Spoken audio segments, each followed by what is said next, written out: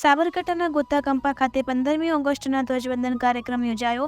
સાબરકાંઠાના આવેલ ગોતાકંપા ગામમાં સર્વે વડીલો, ભાઈઓ, બહેનો, માતાઓ તેમજ બાળકો સાથે મળી સુંદર 15મી ઓગસ્ટ નિમિત્તે ધ્વજવંદન ફરકાવી ગામમાં પ્રભાત ફેરી ફરી રાષ્ટ્રીય પર્વ ઉજવ્યો હતો।